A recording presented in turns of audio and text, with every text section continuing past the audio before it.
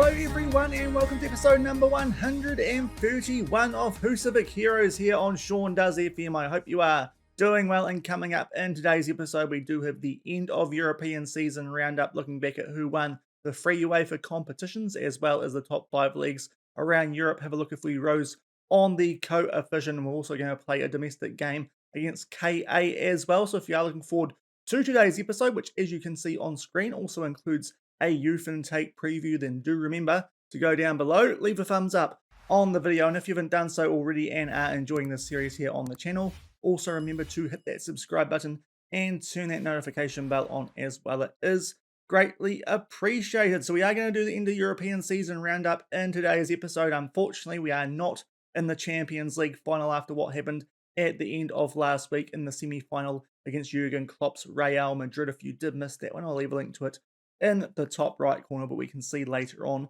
exactly who does win that competition that we did get the closest to so far in this save of claiming. But we start off today's episode, as you can see on screen, with the youth intake preview. It's rated as an average potential intake, but I think this could be one of the better ones because there's a lot of areas with good ratings there. Goalkeeper, attacking midfielder, fullback, striker, and even central midfielder don't have the worst ratings there, so we could actually get a few decent prospects coming through this year's youth intake. Hopefully, usually when it's a preview like this, I do find that the youth intake is a little bit better than when it's just a little bit higher rated in terms of the star rating. If there's more areas with good grades, I think that's usually the sign of a pretty good intake. So hopefully, we can have one of our better ones here at Völsungur so far in this save. But we have made a few changes to our first 11 off the back of being knocked out of Europe. So we'll run you guys through those before we do a quick recap of the results since the end of last week. And here's what our new first choice 11 does look like here at Völsungur. Obviously a little bit risky changing a team that did make it all the way to the semi-finals of the Champions League, but I did just think there were some areas that we could still improve in. So we've just done a small little change at centre-back, having a look at all of our centre-back options in behind Ali Ramadan. The best other option should really be Elias Anderson. So he's going to be our starting centre-back for the early stages anyway of this upcoming European campaign, but very good depth in that area on the bench with both Thiago Polo and Gaetano de Prisco, but Elias Anderson does look like the most well-rounded of those other options outside of the clear top pick at centre-back for us there in Ali Ramadan. So that's our first change, and also the front three is where the other changes come. We have brought in Blagojevich Ognjanov. He comes in because he's just a little bit better than Nicholas Zimmerman, as I said quite regularly during that most recent European campaign. However, one thing to keep an eye out on with Blagojevich is he's not willing to renew a contract at the end of next season. Nicholas Zimmerman is, so if a good offer comes in for him, maybe we'll look at moving him on and putting Nicholas Zimmerman back in that right wing spot, because there is very little between those guys, but Blagojevich is just a little bit better based on the attributes for that inverted winger role. Also a change at inside forward. Chaka Traore comes in there for Frederick Larsson. He is definitely better, and he is a foreign player who can now get in there, because if we have a look at our first choice striker, we have dropped Matthias Aguirre, which is a little bit controversial because he was really good for us last European season, but Joe Nada has very, very good potential wanted by big clubs. We are going to give him a bit of a run in the first rotation this season and see if he can fulfill some of that potential that does have all of those big clubs after him, and that does free up that foreign spot on the left wing so that Chaka Traore can go in there for our domestic games alongside Basaroge and Ali Ramadan. So just a few minor changes to our first 11 here at Völsungur. No new signings first team-wise yet anyway, with our slightly small transfer budget of £5 million, but I'm hoping these changes could potentially just keep us in the mix for the latter stages of the Champions League this upcoming season, depending on, of course, who we do get in qualifying and the group stages, and hopefully in the knockouts should we make it that far yet again. But with that new first choice 11, those changes with some players going down into the backup team, this is where our form has looked like off the back of losing to Real Madrid. First off, a 2-0 win away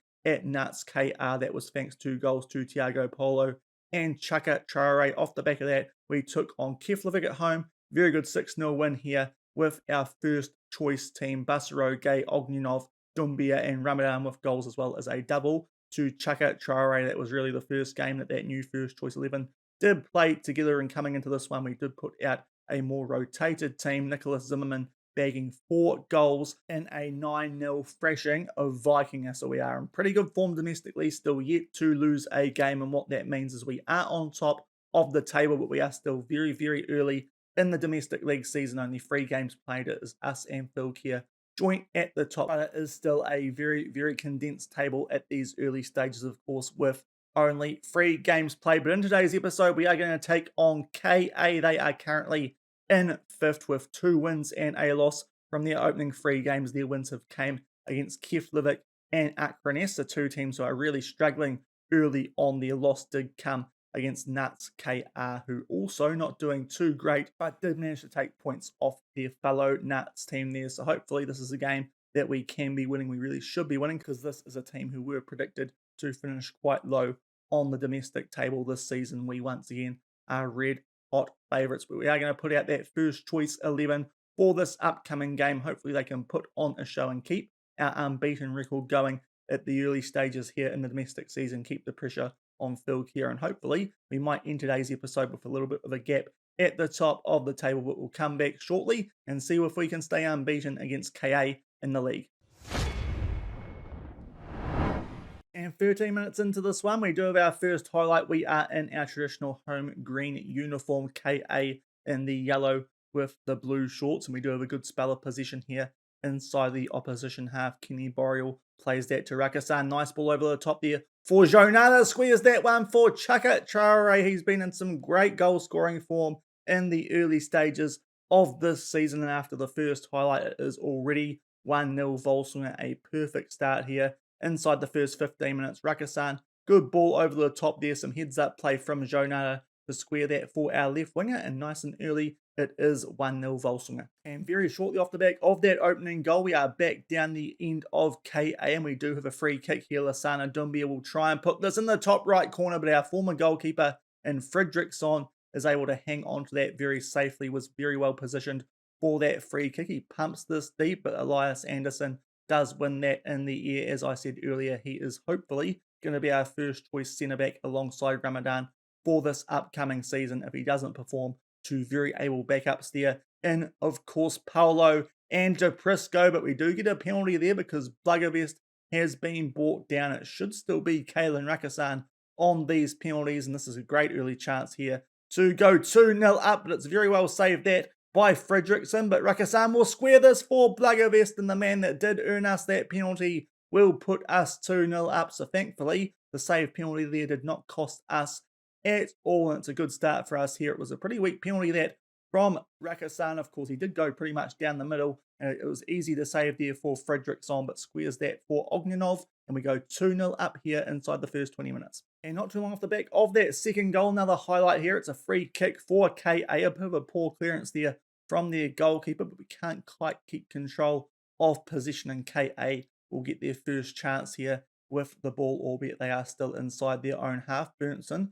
plays that over there for a teammate, and they put a long ball over the top, but Ramadan, of course, will get possession back for us from that. Ognjanov puts that back in for Kalen Rakasan. Of course, those two linking up for that second goal off the back of the missed penalty from Rakasan. It's another good chance here for Blugavest, but that forces a decent save there out of Fredriksson in goal. But we are going to have a corner here to try and make it 3-0 before the 20-minute mark. Dumbia puts this one into the mixer, but can't quite pick out Chaka Traore, which is not exactly where we should be aiming from these corners. There's a foul, though, on Basaroge, so we might have another one here at the 20-minute mark, which we might see. I think this time it is going to be Chaka Traore trying to put this into the corner, but that goes high and wide. Still 2-0 after 20 minutes here to Völsungur. And up to the 24-minute mark now, it is a throw-in here for KA, but Chaka Traore gets a foot in there pretty early, and we do get position back shortly off the back of that set piece, and now look to get something going here after playing that back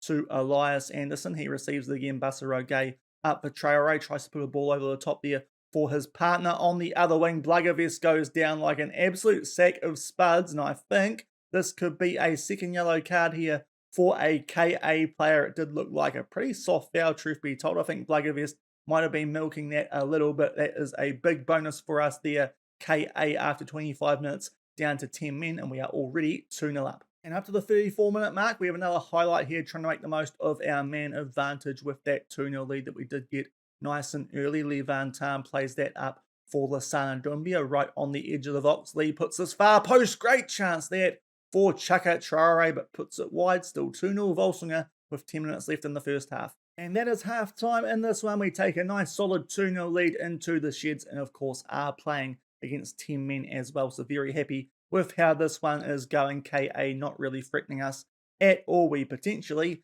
could have one more goal, but I think we did get potentially more XG than we should have from the missed penalty and the goal after that. So that might be slightly skewing that XG and making it look a little bit higher than it should be, but happy with how things are going as we kick off the second half, still 2-0 up. And up to the 55-minute mark, we're going to make our first substitution in this one. Basaro Gay has just taken a knock here, and it's probably better here to be safer than sorry, so it will be Karel Giroux coming on for him for these last 35 minutes. And we go all the way forward to the 84-minute mark for our next highlight. Lasana Doumbia with a free kick. Well saved there, though, by Fredriksson, but this has been a very quiet second half, especially when you consider we are playing against 10 men. But this time, Ali Ramadan off the corner just puts that over the bar, but we are inside the last 5 minutes. Still have a 2-0 lead, and I think it's time for us to make our last few substitutions here as well. We will take off Doumbia on a red heart. I think Fabio Maliano will come on for him and play in that midfield, as we don't have too many options there with Karel Giroux having already come on, and also Kenny Boreal only on a 6.5, so Andy Harwood gets some late game time here with only a few minutes left and a 2-0 lead. And up to the 89-minute mark, we have a late throw in this one. Levantan inside the final third will put this deep. Jonada can't quite get the ball. Elias Anderson with a shot. Mariano gets one blocked. We are still, though, inside the final third. Chaka Traore trying to square that for Blugavest in the mix. So they do clear that away, do KA, but we are still on the attack here, trying to grab a third goal, and Blugavest will beat the goalkeeper there at his near post. It's a little bit soft, truth be told, but we will take that, and it is 3-0 as we are about to approach injury time in this game. In the end, a very comfortable win, albeit not quite at our best, I think it's fair to say, once the opposition did go down to 10 men, but Blugavest will pick up a double, and that will seal things here 3-0 as we are about to enter injury time in this one, not too long after making that most recent lot of substitutions, and that is a very good solid 3-0 win. We probably should have scored a few more goals there if you do look at the XG, even if you take out that potentially slightly exaggerated one where of course Ogniov scored off the back of that missed penalty by Rakasan. But that is a good solid win to make sure that we do stay unbeaten to start the domestic league season. 3-0 there away at KA, but of course that was helped by the fact that they did pick up an early red card. We'll come back shortly in a few days' time, see if the league table has changed at all, and go through the results from the UEFA competitions as well as the top 5 leagues. And here are the other results from that most recent match week in the domestic league before we do get through the European results from this past season. As you can see on screen there, HK did take points off of Philcare. That means that we are top on our own after the 4th match week by 2 points over those guys, and with a very, very healthy goal differential as well. So a good match week for us there. We are now lone top spot in the league. Hopefully we can keep hold of that for the rest of the season. I think this would be our 10th straight league title if we can win it again this season, as you would expect us to. So that would get us into double figures for the top division here in Iceland. It is time to run through the results from the UEFA competitions as well as the top 5 leagues. We are going to start off from the bottom this time. Of course, these are competitions that we didn't pay too much of an eye on this season, and already a surprising result there on screen because Liverpool got beaten in the Conference League final by Hertha Berlin 2-0. So that's a little bit surprising when we saw this time last season that Liverpool were dropping down into the Conference League because of their Premier League performance. You would have thought they would be the team that did win that Conference League, but in the end they get beaten 2-0 there in the final by Hertha Berlin. They got past Athletic Club in the semi-final. Liverpool got past Utrecht, so I think it's fair to say a bit of an upset there. Hertha Berlin winning the Conference League there for 2031/32. We make our way forward to the Europa League, and the team that finished third in our group yet again, the 2 times that we haven't dropped down into the Europa League so far in this save, and yet again the team from our group wins the Europa League. Real Sociedad there with a 2-1 win in the final over Nice. Of course, this exact thing did happen 2 seasons ago where RB Leipzig picked it up. I did see a quite interesting result in the semi-finals too, because Real Sociedad absolutely hammered Barcelona 6-3 on aggregate, and they did lose the second leg 2-0, so that means that they picked up a win in the first leg by 6-1, so that was a huge result there for Real Sociedad in the semi-finals. That might bode well for how we are doing here. At Völsungur, they got past Valencia 4-1 in the quarterfinals. In the second knockout round, they beat Atalanta 4-0, and in the first knockout round, of course, having to drop down from the Champions League, they only just got over the line there against Newcastle by 3-2, so Real Sociedad end up winning the Europa League. If you come out of a group with us in it in the Champions League, it looks like you are absolutely nailed on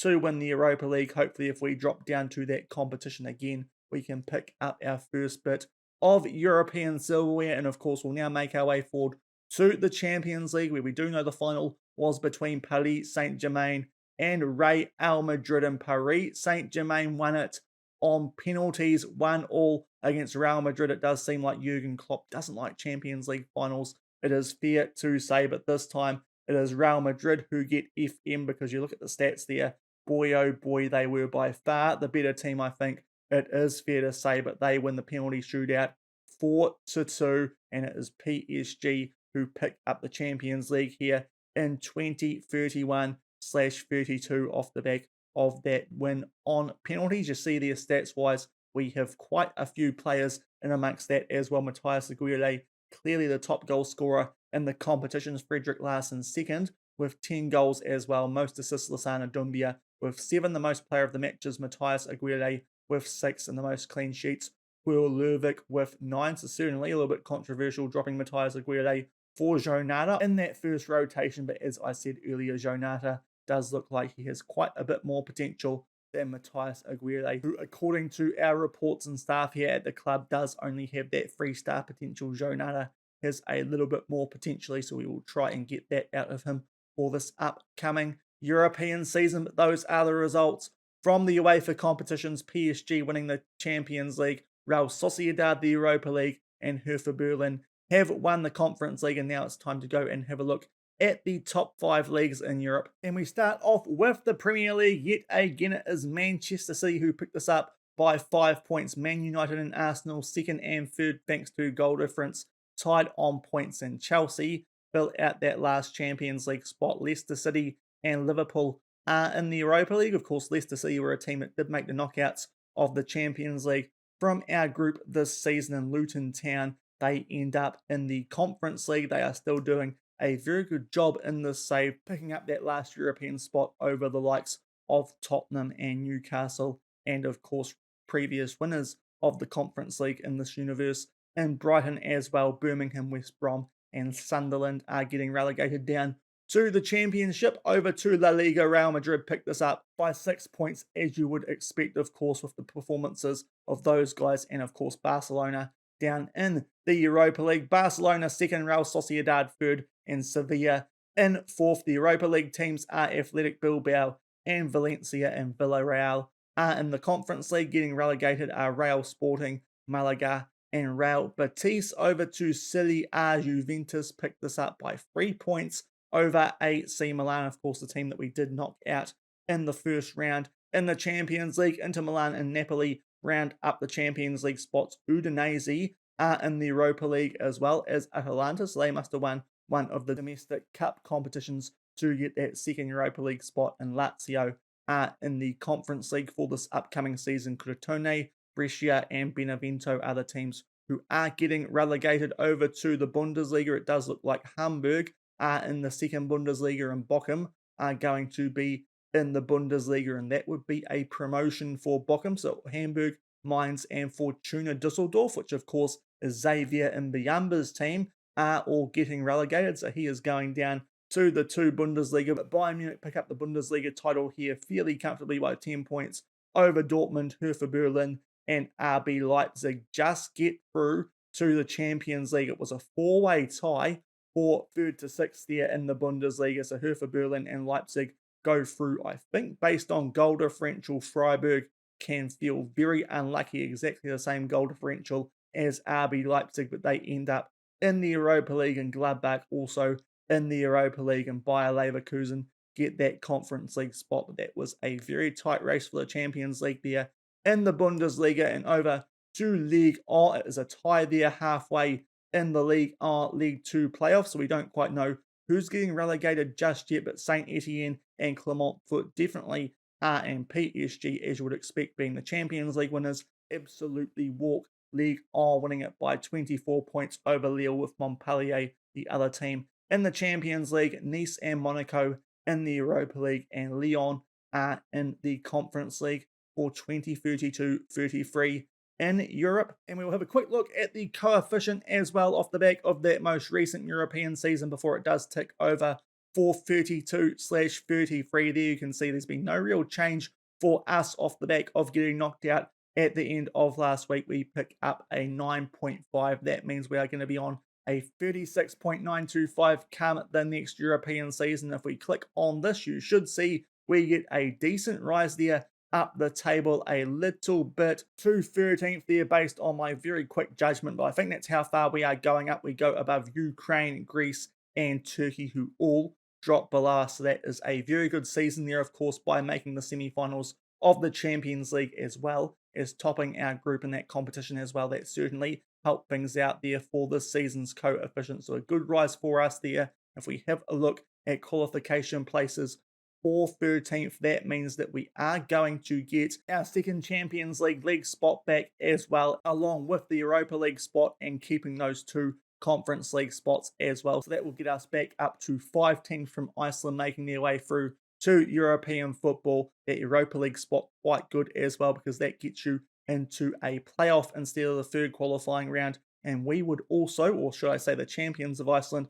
would also go through straight to the Champions Path playoff instead of starting off in the second qualifying round like we did do this year, and we are going to do for this upcoming season, which is going to start in tomorrow's episode. So that looks like it is a very, very good year for us here in this Build a Nation, getting that second Champions League spot back, and we can skip a few rounds of qualifying as well. We'll go forward a little bit further, just make sure that those are exactly what the coefficients do look like come the start of this next European season, and also see who we get drawn in the second qualifying round for the new Champions League season. And we go forward to the middle of June, and finally we do have the draw for the second qualifying round of the new Champions League season. We are going to play this game in tomorrow's episode, as well as doing a squad run through, and we might have some transfers done by that stage as well. But we are taking on the winner of the first qualifying round tie there between Ararat Armenia, obviously of Armenia, and CFR Cluj. They are a team from Romania who we did take Kalen Rakasan off a few seasons ago. Cluj are a decent team. I think they're a team who we were potentially